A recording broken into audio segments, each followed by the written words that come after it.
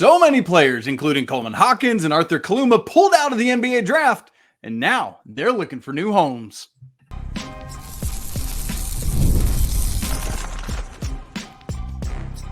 You are Locked On College Basketball, part of the Locked On Podcast Network. Your team every day. Hey there, what's up? Welcome into the Locked On College Basketball Podcast, the only daily national college hoop show out there. Happy Monday, everybody. We're glad you're joining us. That's Andy Patton off to my side. I'm Isaac Schade, and you're joining us at the place to get your college basketball content every single day. We want to thank you for making us your first listen or watch and remind you that you can find every episode ad-free on Amazon Music. Special shout out to all you everydayers out there and all the members of the Locked On College Basketball Discord. This episode is brought to you by FanDuel. Make every moment more right now. New customers get $150 in bonus bets with any winning $5 bet. That's $150 with any winning $5 bet. Visit FanDuel.com/LockedOn to get started. Hey, coming up on the show today, since last week we had the NBA draft early entry withdrawal deadline, there's been so many guys that pulled out. We want to take a look at 6 of them today, 2 per segment, and discuss where they might land, whether they might, I know I said new homes in the cold open, but maybe they go right back to school. We'll look at all of that. So AP, we're going to dive right into this thing, my man. We tried to divide it up somewhat logically. So we've got an SEC segment, we've got an ACC segment, and we've got a Coleman Hawkins and Arthur Kaluma segment. And that's where we start. Andy, Coleman Hawkins, take us away.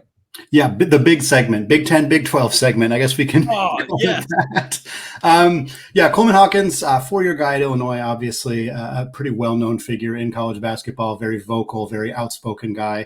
Had the best season of his career last year for the Illini. He's never been like a prolific, he's not a 16, 17, 20 point per game type guy, but last year he averaged 12 points, 6 boards. The main thing for him is he's big and he shoots the 3-ball well. And that is, it's not only valuable. Well. Yeah, it's not only valuable in the NBA, it's still valuable at the college level as well. Hawkins tested out the draft process. He shot 37% from 3 last year. He was up until the last day, was really invested in potentially being an NBA player. A lot of people thought he should have or would have or could have stayed in that process. But in returning to school, he kind of made the most headlines among this group of players because his through a contact with his agent, it was revealed that he is looking for Great Osobor money, which is going to be the benchmark at this point going forward. As we talked about on a previous show, Great Osobor has committed to the Washington Huskies, his former coach, Danny Sprinkle, for what is reported to be $2 million in NIL money. Coleman Hawkins said, I'm going back to school because I want to get that money. I want to get $2 million. I don't think Great Osobor is a great player. Coleman Hawkins and Great Osobor are difficult to compare because they play different styles, but I don't think it's outrageous for Coleman Hawkins to say, if that guy deserves $2 million, so do I. I think that's a reasonable statement for him to make. We've also seen previous statements from Coleman Hawkins where he has indicated that he doesn't want to stay in the Big Ten, although I don't know if he's walked that back or if that's still something that he feels. He's also said he doesn't want to play in the Big East because he wants to play at football schools, which great. Like, I don't think there's anything wrong with having that belief internally. I don't know that I'd be saying out loud that there's 2 of the major conferences that I just don't want to play in. That seems like you're kind of limiting yourself a little bit. And I don't know if, as a PR person, if that's necessarily the best avenue for him to take. But if he wants to play in the SEC, if he wants to play in the Big 12 or even the ACC, here's the deal. Coleman Hawkins is good enough that he is going to find a landing spot. There's a lot of really good programs out there that could use him, that potentially have that money. We don't know exactly how much money each of these programs have, but I have a feeling that some of the programs that could use a power forward like Coleman Hawkins, they got the money to spend to potentially make this happen. For me, I have a couple of programs that I think make some sense here. I'm going to list them off here. Isaac, I'm going to let you take it from there and where you think he might end up. You got Arkansas, John Calipari, of course. They got some room to fill still on that roster. North Carolina's been looking for a big. They get Van Allen Lubin from Vanderbilt, but they might still be in the hunt for a little bit more there. Texas loses a handful of bigs on their team. Dylan Mitchell, Dylan DeSue, both out the door. Kansas State, we'll talk about Kaluma in a second, but that's obviously a potential loss for Jerome Tang and the Cats. And then Arizona State. Hawkins he's from Sacramento, played high school ball in Arizona. Bobby Hurley seems to got a whole bunch of money in Tempe for the Sun Devils. Maybe there could be a push there. What's kind of your read on the Hawkins situation right now? Oh, Andy, I think he's going to Sacramento State. Yes, there you go. No. What's funny, Andy, you remember how crazy the Hunter Dickinson transfer recruitment was last year? It feels like Hawkins is this year's Hunter Dickinson. Just the circus of it all. I don't think out of the Big Ten, man. Yeah, exactly. What's up with these big dudes?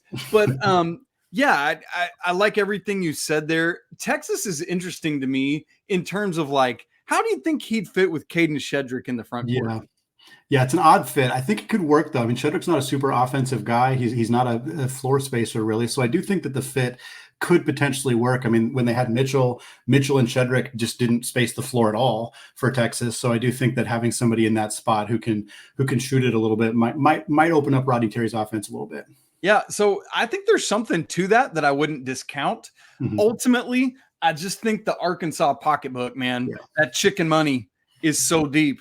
That Jerry Jones Cowboys star money is so deep. And so Andy, ultimately, that's where I have him going. I know it feels like Arkansas has added everybody and their brother, but it's only 8 players. So they've still got 5 scholarships. They need more depth. They need more talent. And look, Coleman Hawkins raises that ceiling, especially when you got several younger guys there, the experience that he's got and what that brings. And again, yes, I know he's said he's not necessarily looking for the bag, but his agent hasn't said that. And I think Arkansas is willing to pay. I don't think North Carolina is. And so I think he's going to be in Fayetteville. Yeah, this is my pick too. I think he's going to Fayetteville. I think for John Calipari, they have Jonas Adu, who's going to start at the center spot. They obviously brought Big Z over from Kentucky, but I don't think you rely on him to be a huge big minute guy just because he wasn't that last year. So I think if you have Adu and Hawkins in the front court, you obviously have John L. Davis and the trio of freshmen coming over from Kentucky. You also have Harris as well, that in the backcourt. And then I think you toss Hawkins into the mix there. I think that's a really good team. I think it works well with what Calipari wants to do. I think Arkansas, clearly, Coleman Hawkins wants to go to a place with football, and you go in the SEC, you get that, you get money, because I think that the chicken people are going to pay big money. So to me, a lot of the boxes are checked here for Arkansas. If Calipari wants Coleman Hawkins, I think that's where he ends up. And it pushes Thiero to the 3, which I think is good, because then if Hawkins is on the bench, they can go small ball, put Adu at the 4. There's a lot of that makes sense to me. Andy, let's move on to Arthur Kaluma, who's played 2 years at Creighton. And then I feel like I remembered us both being really shocked that he was going to leave Creighton. Ultimately wound up at Kansas State. This past year, he had 14.4 points, 7 boards, 2 assists, 34.5% from 3. Andy, as we look at this, it's a little bit wide open all over the place here. Not really much. So a lot of this from us is speculatory. Is that a word? Yeah. Sure. Why not? And so look, we're going to put Arkansas on that list because it makes sense. And again, they've got space. Texas, who again loses Dylan Mitchell, loses Dylan DeSuit. They need a 4, right? And K-State is obviously where he was. He could ultimately go back there. Another Big 12 landing spot, Baylor. It feels like he's going to be somewhere in that middle part of the country footprint. Andy, I don't know why it feels that way, but middle or Big 12-ish kind of land. So that's kind of where we're looking at with Arthur Kaluma. This one is a bit of an enigma in terms of the recruitment so far. But Andy, what are your thoughts on it? Our friend Cam Stewart, the host of Locked On Baylor Bears podcast, he did a great show talking about Kaluma to Baylor, and I wouldn't have initially picked it. It didn't really jump out the page to me, but looking at it now a little bit more so, I kind of see the fit, and I think I'm going to consider that as my potential landing spot here for Kaluma, because I think, you look at Baylor lost a ton of their front court players, either in the transfer portal or guys who graduated. They obviously have a tremendous group of guys coming in, but I think if you're planning to play Norchad Omier at the 5, which is a position he's more than capable of playing, it's where he played at Miami. If he's playing the 5 there, you got Edgecombe, the star freshman coming in, who's kind of more of a 3, maybe 2. I don't think they plan to have him play the small ball 4. So I think you kind of have a spot where Kaluma could kind of slide into that small ball 4 role alongside Omier. You have a veteran point guard in Jeremy Roach, who's in the mix, of course. You have Edgecombe, who's going to be another prolific freshman for Baylor, just like they've had the last couple of years with Jacoby Walter and Keyshawn George. Keyshawn George is from Miami. But I think for Baylor, Kaluma makes sense. Jerome Tang and Scott Drew obviously have worked together for a long time. They have similar coaching philosophies. I think Kaluma could kind of adjust seamlessly into Baylor's system. So again, Kaluma, the recruitment on Kaluma has been a little bit quiet, but this is a spot that I think makes a lot of sense, and it might kind of come out of nowhere to a lot of people. But I think the pieces definitely could work well here for him in Waco. Andy, I wouldn't be surprised if at least somebody out of this group returns to where they were. I don't think we'll see the majority of the guys do that. But Kaluma is the guy that I'm going to go with returning to Manhattan. No, not the Big Apple, the Little Apple Manhattan, going back to K-State. Last week, Coach Jerome Tang said, quote, if he gets drafted, meaning Kaluma, that's a great thing for our program. But if he comes back to school and we have the chance to get him, that is something we're going to try and do. Yeah. I think, Andy, that Kansas State's going to be better this year. They get Achor from Samford. Bay Fall comes in. Doug McDaniel, the point guard from Michigan, comes in. Brendan Housen comes in, among others. And so, Andy, I think there are more pieces here for Jerome Tang to play with. And I think if I'm Arthur Kaluma, that's enticing to me. So I'm going to go with K-State as my pick. That I like your Baylor pick. That's really interesting. But look, we just said Coleman Hawkins to Arkansas. The space is there from a scholarship standpoint, and the money is there. So do not discount that both Coleman Hawkins and Arthur Kaluma could wind up being Hogs. Well, we're going to continue our conversation about Arkansas. They're going to be in a lot of these conversations on today's show because a pair of SEC stars, one who was on John Calipari's most recent team and one who was on the current program that he coaches at Arkansas, both these two guys are looking for a new home, and we're going to discuss whether either of them could end up in Fayetteville coming up in just a second. But first, I want to tell you about today's sponsor, LinkedIn Jobs. Folks, when you're hiring for your small business, you want to find quality professionals that are right for the role. And that's why you have to check out LinkedIn Jobs, because LinkedIn Jobs has the tools to help find the right professionals for your team faster, and they do it for free. And LinkedIn is not just another generic job board. They help you hire professionals that you cannot find anywhere else, even those who aren't actively searching for a job but might be open to the perfect role. And in a given month, LinkedIn, over 70% of LinkedIn users do not visit other leading job sites. So if you're not looking on LinkedIn, you're not looking in the right place. On LinkedIn, 86% of small businesses get a qualified candidate within 24 hours. So hire professionals like a professional on LinkedIn. LinkedIn also knows that small businesses are wearing so many hats and they may not have the time or the resources to hire. So they're constantly finding ways to make that process even easier. They just launched a feature that helps you write job descriptions. So post your job for free at linkedin.com/lockedoncollege. That's linkedin.com/lockedoncollege to post your job for free. Terms and conditions apply. All right, Isaac, segment 2 here, still Locked On College Basketball Podcast, and we are still talking about 6 players who removed their name from the NBA draft process who are now at the top of every team's transfer portal wish list right now. We saw a few of those guys already commit. Jackson Robinson going to Kentucky, JT Toppin going to Texas Tech, but there's still this really, it's kind of like the second wave of the transfer portal, it feels like, with this big group of players at the top here. And 2 of them coming from SEC schools, Trevon Brazile from Arkansas, we'll talk about him, as well as Ugonna Onyenso from Kentucky. Isaac, let's start with Arkansas, since they've been kind of a part of every conversation that we've had so far in this episode. We'll start with Brazile, who began his career at Missouri. He's from Missouri, played 1 year there, spent the last 2 years at Arkansas, but it wasn't really 2 years. He only played 9 games in that 22-23 season. He looked really good in those 9 games, and I think that's kind of a big part of how his market is going to shake out, is how much attention people put on that 9-game sample before he tore his ACL and missed the rest of the year. Because when he returned from his ACL injury last season, Isaac, it's not that he was bad, but he also wasn't the player that we saw in those 9 games. And it takes a long time to recover from an ACL injury. So I think it's reasonable to look at his production last season, which was 8.5 points, about 6 boards, a little over a block per game, shot 35% from 3. He was good, but he was not great. Arkansas was also, for lack of a better word, dysfunctional last season. So there was a lot of kind of interdynamic issues. Eric Musselman was I don't know if he had a foot out the door, but certainly left as soon as he possibly could when the offseason rolled around. So I think there's a lot of it's tough to put a lot of stock into his season last year. And I think there's a real expectation that his next season could be really great. He'll be further removed from that injury. He's a big guy who's a very high-level athlete, a good shooter. I think there's a lot of optimism that he can be an extremely valuable college basketball player. And the question is whether he would opt to return to Arkansas under a new coaching system. And again, if Coleman Hawkins ends up there, if Arthur Kaluma ends up there, that certainly changes the equation. But if they could bring Brazile in, I think he also fits logically kind of alongside the players that are already committed to Fayetteville and could be kind of a familiar face for Arkansas fans to kind of get a chance to watch, and a player who I think fits that system. There's other schools that are in the mix. I'll let you kind of give some thoughts there, but the Arkansas appeal is definitely kind of part of this conversation. Andy, here's what I think we're learning. Arkansas, they're going to land somebody. Yeah. And what I'm curious to see is, like, how is that ultimate? Like, I know we're talking about individual players, but just how is this going to play out for Arkansas? Are they saying, I need you to wait because we're waiting on this guy's conversation? You know, like, right.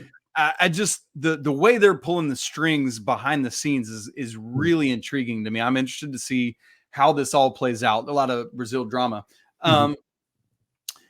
Andy, what's interesting to me is as you look at it, Brazile's from Springfield, Missouri, which is actually just about an hour east of me, out on the way toward like West Tennessee, interestingly enough.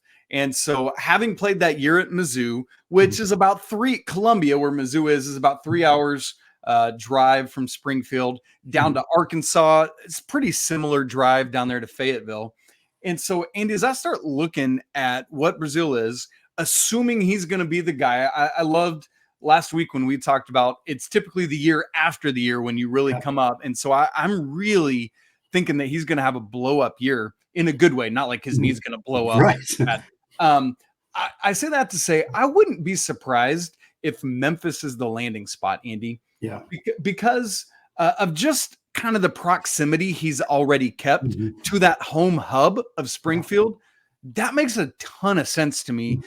I know you think, well, Memphis is in Tennessee. That's so wildly far east. It's actually not that far east, you guys. And so, like, from my house, and I'm an hour west of Springfield, I can get to Memphis in like 6 hours, Andy. So, and with what Penny's doing, himself being an NBA guy, it seems like a spot that Brazile would go. Yeah, and David Jones was so good last year, 22 points a game, kind of broke out in a major way. I think Memphis has proven with Jones and with others that you can transfer there, have a really fantastic season and move on to the pros, and that's what Brazile wants to do. Memphis is a spot where I think that could happen. So I like that fit a lot, and they need to replace Jones in some capacity after he was kind of a surprise player who stayed in that process. So I like the Memphis fit. I'm not going with Arkansas. I'm also not going with Memphis. I'm going with Texas. I'm going with the Longhorns here.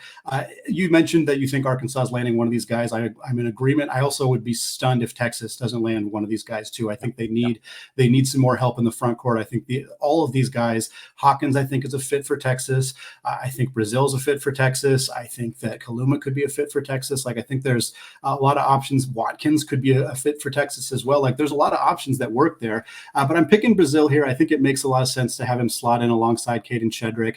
I think that works for them. They need to replace Dylan Mitchell, who's off to Cincinnati. Dylan Sue, who's out of eligibility. I think Rodney Terry makes a push here, tries to land Brazile. Brazile then gets to stay in the SEC. He'll have played at Missouri, Arkansas, and Texas, all in the SEC. Just a really weird statement that is true if he were to end up at Texas, but I could see that fit working out well for him if they have money to burn. I think this is a good way to spend it.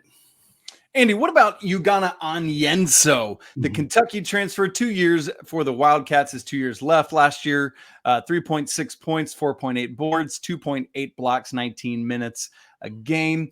Began the season hurt like their entire 7-foot squad did, and was another of these guys very heavily set on being an NBA guy, had an NBA pro day late in the process, and ultimately earlier in the day last Wednesday on deadline day decided to pull out.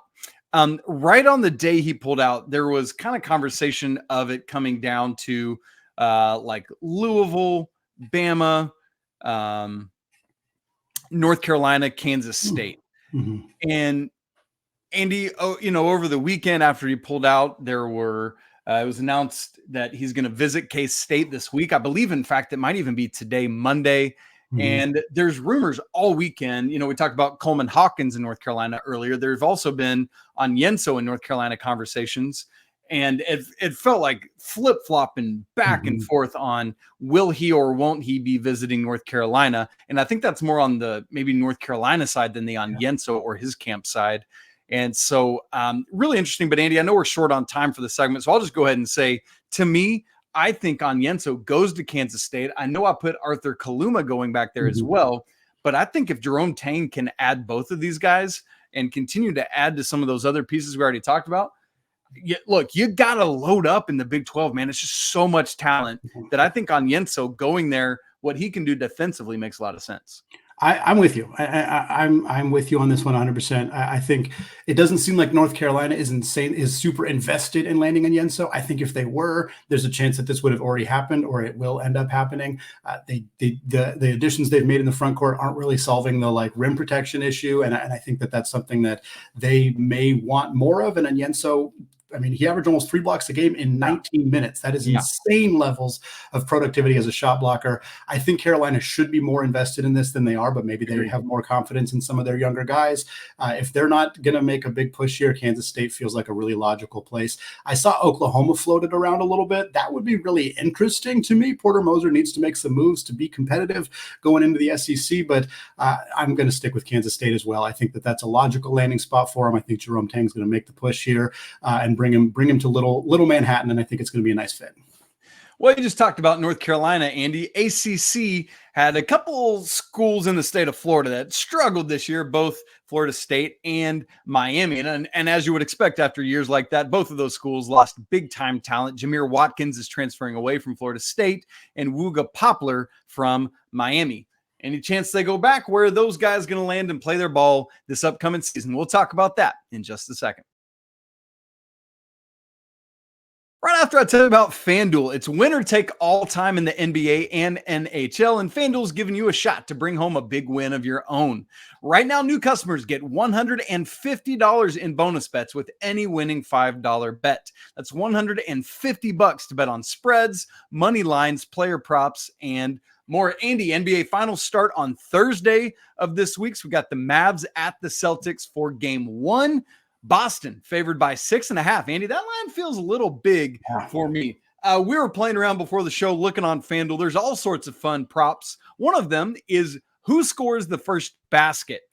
Luka Doncic, shortest odds, plus 500. I don't know about this second one, but Porzingis at plus 550. Then Jaylen Brown at plus 600. Jason Tatum plus 650. And Kyrie at plus 750. Andy, I think Tatum, that's who I might go with in that, man. That's pretty good odds there.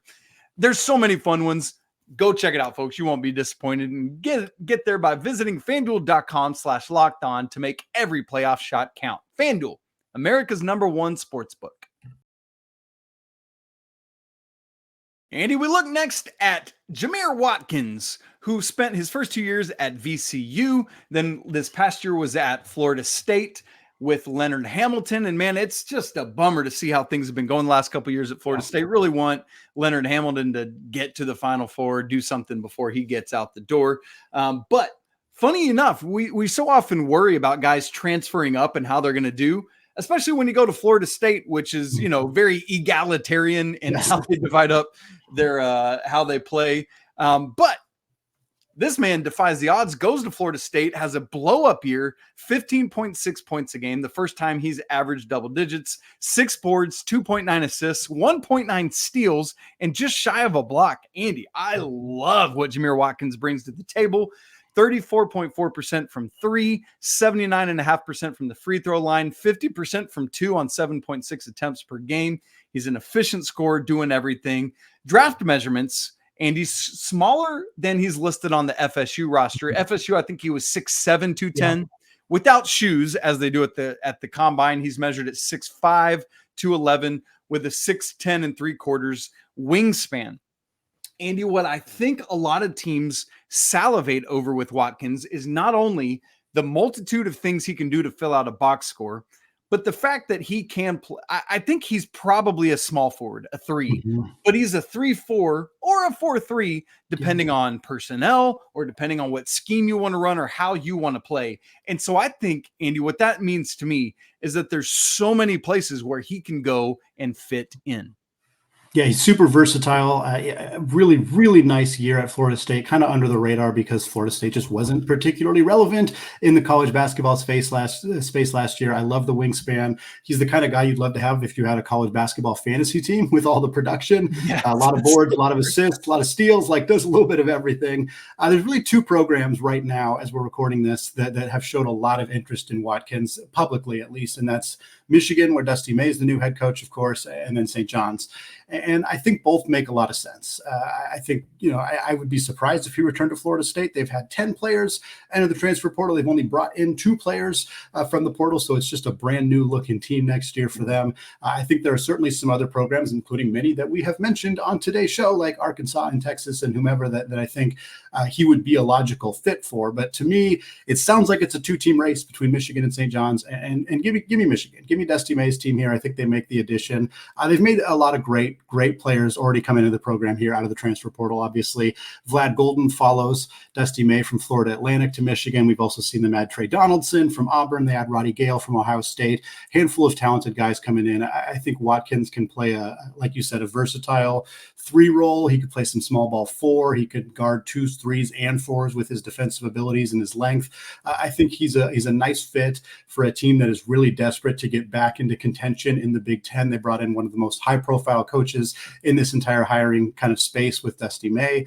They want to make a big splash. They can pony up the cash, bring Jamir Watkins from Tallahassee up to Florida, or up to Ann Arbor, and put together what I think is going to be a competitive year in the Big Ten, especially if he ends up there. Dude, and he's from Trenton, New Jersey. So there's some sense to going back up to that neck of the woods in St. John's. Yeah. But Andy, it's his last year and he wants to win. And I know Michigan hasn't been great these last couple of years under Juwan, but I think Dusty May is going to be able to do it right away. And all that talent you just named off that they're bringing in, it just makes a lot of sense to me. It's an interesting front court because, as you said, Golden, also Danny Wolf from Yale. It seems like that's probably your starting 4 and 5, which is a massive front court if you can get them to play together. Yeah. But then you also have Sam Walters coming in from Alabama, who's kind of that 6'10" small forward. And then you add Watkins into that kind of mix. First off, practice would be awesome. I would pay money to see all that. But I mean, what guards are getting to the paint on that team with all the length? They're just going to stand out like this. Exactly. And that allows all these guards, Roddy Gale and Donaldson and all these guys to be like, they can gamble when they need to, take some chances because there's all that length. And I think Watkins would bring something, like I wouldn't be surprised if he starts at the 3 over Walters and then Walters just comes in and starts bombing away. And so I know it would make it's already a pretty full roster and lineup, but I think he just adds a dimension that maybe they don't have yet that could be that missing piece. And look, with Jamir Watkins, I'm gonna have to take a real look at Michigan as probably a top 2-3 team in the Big Ten. Yeah. And real quickly before we get to Wooga Poplar, he's a great fit at St. John's too. Like I like what he would bring to St. John's, the team that brings in Kadari Richmond, that brings in Devin Smith from Utah. I think he fits at the 3-4 for them really well. And I think he's a good fit in Pitino's offense, but it feels like that the tarot cards right now are kind of pointing towards Michigan. And I think that both spots are going to get whoever lands him, if it's them or somebody else, going to get a really good player in Jamir Watkins, but want to move on, talk about the other player from a disappointing ACC team in the state of Florida who is in the transfer portal. That's Wooga Poplar, a guy who was kind of a really trendy NBA draft projection guy before last season. And it's not that he was bad last year. He just wasn't great. He had some injury stuff. His production as a 2-point scorer dropped pretty significantly. Miami just wasn't good. And I think all that kind of led to him not putting together a season that generated as much draft buzz as he would have hoped for. He ends up pulling out of the draft. He averaged about 13 points, 5 boards, about 2 assists. He did shoot 38.5% from 3 on a pretty solid volume. So I think that's the big winning thing for Wooga as a potential NBA player. And it's what's going to sell him to potential programs at the college level. Now, we know that Poplar has visited Villanova. We know that he's from Philadelphia. We know that Kyle Neptune is just desperate desperate to add any kind of talent that he can after losing Max Schulga, who decided to stay at VCU. They do get Eric Dixon back, but they need some help. This is a huge potential addition for Villanova if they can get him. We also know that Wooga Poplar is planning to visit Oregon. Per John Rothstein, it sounds like that's going to happen. Oregon loses Jermaine Couisnard, who dropped a 40-burger in the NCAA tournament last year against his old team at South Carolina. I like the fit there. Jackson Shelstad's the point guard of the future for Oregon, but alongside Wooga Poplar, I think that's a really nice backcourt for Dana Altman and the Ducks. Other schools that have been kind of in the mix, Kentucky was on the radar for a while. I think the addition of Jackson Robinson has probably taken them out of the Wooga Poplar sweepstakes. Obviously, Arkansas could be in the mix here. I think St. John's could be in the mix here. I had Duke on a list previously. I'm not super sure if Duke would go after him, but I think it could make some sense for them as well. Yeah, Andy, I'm going to say Poplar stays home, goes back to Nova. I know for a lot of these guys, it's like that last year, let me go play close to my family. Mm-hmm. He's been on the East Coast, but the far opposite side of it down from Philly. And I think that's hard to overlook. I know there is the thing, though, that we just talked about with Watkins of like, it's my last year and I really want to win a lot of college basketball games. I don't know that Oregon or Villanova is that spot. Mm-hmm. And so there's that factor in it. But what's the bigger pull? Is it to go back home and be with my family for this last year? But with Eric Dixon coming back, I mean, it's like that's a pretty dynamic duo, just even the two of them. I don't know that it's necessarily enough, but that's where I'm going to say is that he heads home to Villanova. It's hard because it's like Villanova's great at putting guards in the NBA, but that was under Jay Wright. Like there's not a lot of proof that they're great at doing that in the modern era. So I'm going to go Oregon. I'm going to say instead of going close to home, he goes about as far away from home as he possibly can. He goes to Eugene to play in the Big Ten with the Ducks. I think they have a need there. There's a fit. I think they have NIL money to burn, and I think that they could use it there for Wooga. He gets a nice payday. He gets to go to a school that's got a brand recognition, that's in a big-time conference now, especially in the Big Ten. I think he'll get a big role on that team with Dante not getting eligibility. They don't have that front court kind of dominant low post presence. Jackson Shelstad's great, but he's not a scorer first guard. He's a pass first guard. So I think Poplar would kind of get a big role on a good team with a lot of NIL cash, presumably. And I think that combination of things is enough to pull him away from his hometown and get him playing for the Ducks. Well, Isaac, we got a lot of other transfers that we're going to discuss in future episodes, guys who are still available, where they might end up, what it means for their teams. Love the transfer portal, kind of love this second wave of transfer portal editions. So we're going to have plenty of coverage on that the rest of the week here. But that is going to wrap it up for us today here on the Locked On College Basketball Podcast.